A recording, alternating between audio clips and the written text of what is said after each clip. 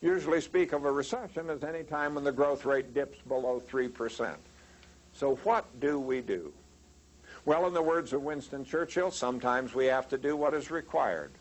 We must educate all of our people to an understanding of the arithmetic and the consequences of growth, especially in terms of populations and in terms of the Earth's finite resources. We must educate people to recognize the fact the growth of populations and growth in rates of consumption of resources cannot be sustained. We must educate people to see the need to examine carefully the allegations of the technological optimists who assure us that technological fixes will always be found whenever they are needed. For these technological optimists, the looming decline and expiration of fossil fuels presents no problem. They believe that scientists will discover substitute energy sources whenever those substitutes are needed. These technological optimists are popular, persuasive, and powerful. They played a major role in shaping today's society, in which we see astounding affluence alongside of grinding poverty, and the gap between those two societies is growing wider every year. A leader among these technological optimists is Dr. Julian Simon, formerly professor of economics and business administration at the University of Illinois, and more recently adjunct scholar of the Heritage Foundation. With regard to copper, Simon has written that we will never run out of copper because copper can be made from other metals. Now, the letters to the editor jumped all over him on this question, told him about chemistry, and he just brushed it all aside and said, if we ever need to be able to make copper from other metals, we will be able to figure out a way to do it. He has absolute faith that the human intellect can solve every problem. He had a book that was published by the Princeton University Press, and in that book he's talking about oil from many sources, including biomass, and he says clearly there's no meaningful limit to this source except for the sun's energy. And he goes on to note that even if our sun were not so vast as it is, there may well be other suns elsewhere.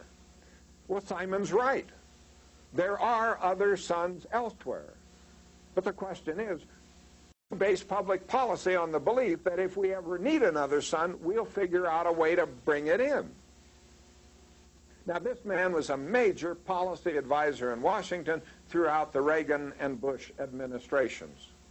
This book, published by the Princeton University Press, was reviewed in the Chronicle of Higher Education. The Chronicle tells us that economists interviewed by the Chronicle gave Simon high marks for his discussion of natural resources. More recently, Simon had a guest editorial telling us that energy is becoming more abundant. The more we use, the more there is. Now, Simon has very strong support from many people high in government. Here we have a report from the United Nations agency that warned about resource collapse because of population growth. When asked about the report, HUD Secretary Jack Kemp said nonsense. People are not a drain on the resources of the planet. Malcolm Forbes Jr., editor-in-chief of the Forbes magazine, wrote that CNN recently ran a silly series purporting to show that the world is in mortal danger because there are too many of us. In poorer countries, these many mouths mean poverty. In richer countries, we're wrecking the Earth's atmosphere with pollution. It's all nonsense. Our late colleague here at the University of Colorado, Professor Kenneth Boulding, had the very cogent observation about population. He called his dismal theorem.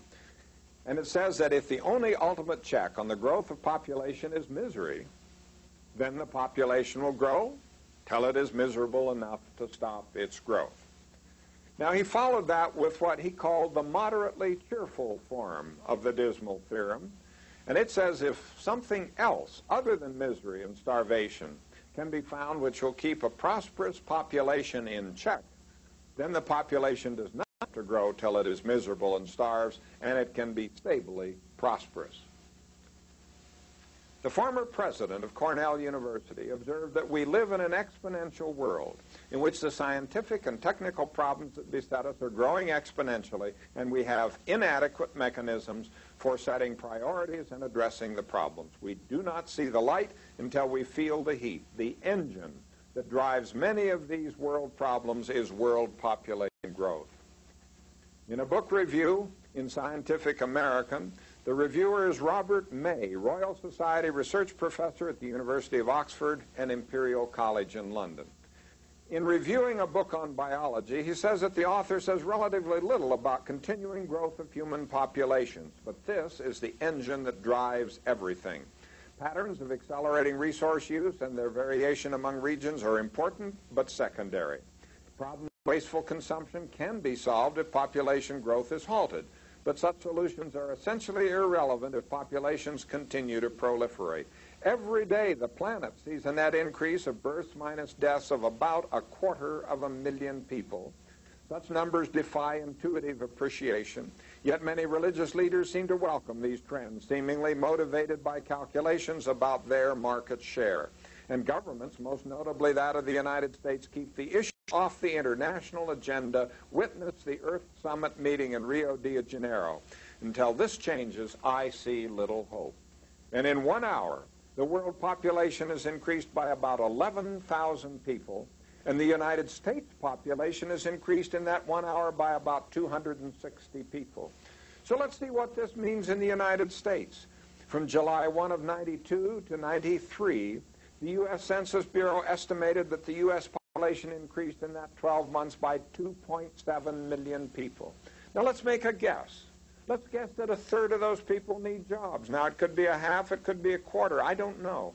But if a third of those need jobs, we've got to create 900,000 new jobs a year before there's any reduction in the number of people out of work.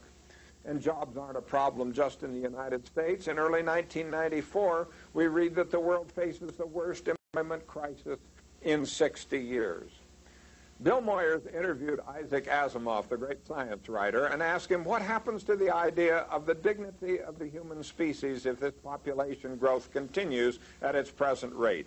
And Asimov answered, it will be completely destroyed. I like to use what I call my bathroom metaphor. If two people live in an apartment and there are two bathrooms, then both have the freedom of the bathroom. You can go to the bathroom anytime you want, as long as you want to do whatever you need. And everyone believes in freedom of the bathroom. It should be right here in the Constitution. But if you have 20 people in the apartment and two bathrooms, no matter how much every person believes in freedom of the bathroom, there is no such thing. You have to set up times for each person. You have to bang on the door, aren't you through yet, and so on. In the same way, democracy cannot survive over population. Human dignity cannot survive it. Convenience and decency cannot survive it. As you put more and more people into the world, the value of life not only declines, it disappears. It doesn't matter if someone dies. The more people there are, the less one individual matters.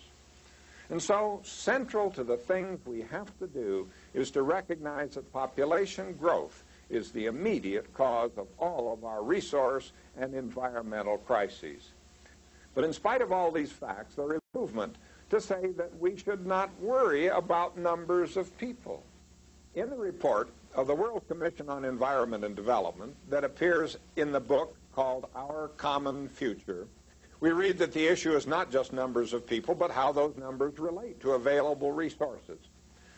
And so this is part of a movement to say, don't worry about numbers. We have to worry about other very important things, such as equity and equality. The other things are important, but we can't have the resources to do anything about those other things if we don't first look at population and look at numbers. We need to be reminded of the words of Aldous Huxley. He observed that facts do not cease to exist because they are ignored. And I might add, or because they are denied. Now, the things I tell you are not predictions of the future. I'm only reporting facts and the results of some very simple arithmetic. But I do this with confidence that these facts, this arithmetic, and more important, our level of understanding of them, will play a major role in shaping our future. Now, don't take what I've said blindly or uncritically because of the rhetoric or for any other reason. You check the facts. You check my arithmetic. If you find errors, please let me know. But if you don't find errors, then I hope you'll take this very, very seriously. So how do we grow? Let's grow in wisdom and understanding. Let's grow in our ability to meet the challenges of developing new technologies to help achieve better lives for all of our people. But to be successful in this experiment of human life on Earth, we have to understand the laws of nature as they are encountered in the study of the sciences and the mathematics.